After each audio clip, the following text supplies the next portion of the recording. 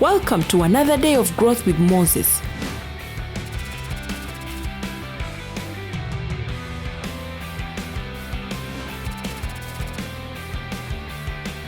The next pain point every entrepreneur will ever face in their lifetime is the pain point of loneliness.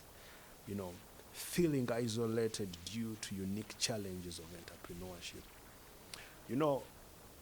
What happens is that when you get in business, most people who get in business, sometimes they've crossed from the world of paid employment and now they're getting into what for the early phases of business is called self-employment. So what happens is that you are entering a world where it is so clear that your number one option is this company, this organization that you've started. And you are on a mission to make it work. And if it does not work, you go back to zero. So every day you have this fear, you have this doubt, you have this uncertainty lingering within you, and you're like, are things going to work? But they must work. So what happens is that you put in the work. Put in the work. 1 year, 2 years, 3 years. You put in the work to a point that you will neglect anything that tries to divert you away from the work. You're a guy who used to play ball every evening, you no longer go for ball. You're a guy who used to go for fellowship probably 3 times a week. You no longer go for cell, you no longer go for church, you no longer go for those things because you are waking up every day to a reality that this is what I have. What happens is that you start getting teams, and then these teams get around you. For you look at them that these are my hustle mates, these are my colleagues, but they're looking at you as the boss, so they won't chat with you, they won't joke with you, they won't do the things that your buddies used to do. So what happens is that now that is where loneliness begins to come in. That is when you come in and everyone keeps quiet. That is when you come in and everyone gets to be orderly. That is when you move out, they be happy. When you demand for results, they're like, now what is it? That's when you begin to be more lonely. And then what's going to happen eventually is now your work-life balance gets out of shape. You get back to the house and your wife won't rhyme with you. Your kids like you, but they miss you.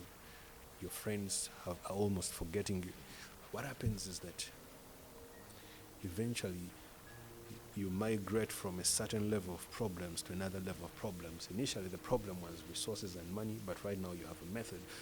And reality remains is that you're lonely, man. Try to fix this entire thing by going to the bar or going to a hotel and just trying to take some good smoothies, juices, but you simply seated there in isolation. You live in your head, you think about stuff. And in the early days of entrepreneurship, you're dealing with another batch of issues of uncertainties, whether you're going to do business, you go back home, it's 11 p.m. and you are just sitting on a balcony, doing nothing but thinking about your next move. You're spending in the living room, not doing anything particular, but you're just trying to calculate. So loneliness is another reality that every business owner goes through. But the beautiful thing is, loneliness is a thing that you can actually deal with. And my strategy to do that is that as an entrepreneur, look at the team that you already have with you. When you're hiring them, hire them for what they're going to bring on the table, but be sharp enough to see whether these are people that you can connect to, these are people that you can talk to.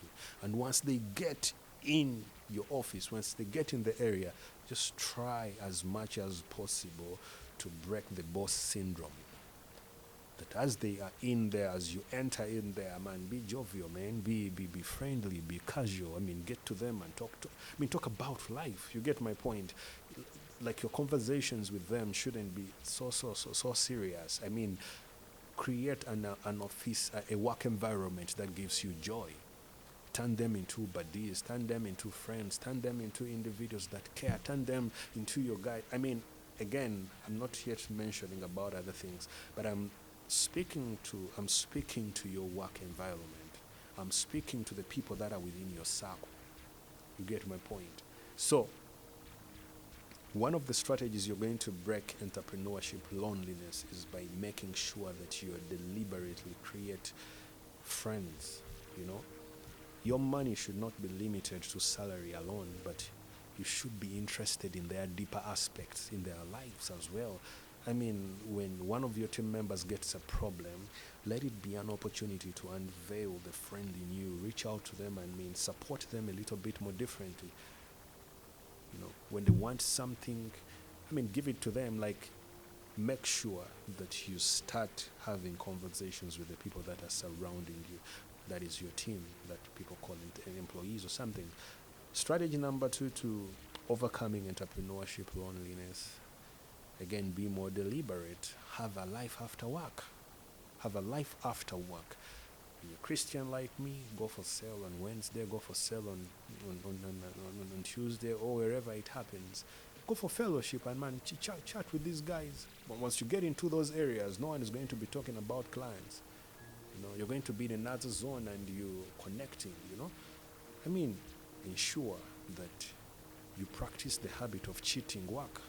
You cheat your work, the extra work you may do, cheat it by going back home. Connect with your spouse, connect with your kids. Just try to don't create room for you to be the master provider. You're the one. When they need something in the village, someone is dead or something, send them 300,000, 400,000, send them $1 million. Don't be the type that when 1, 2, 3, 4 of your friends are having weddings, you're the guy who sends 500K and then you keep quiet. Be the guy that shows up.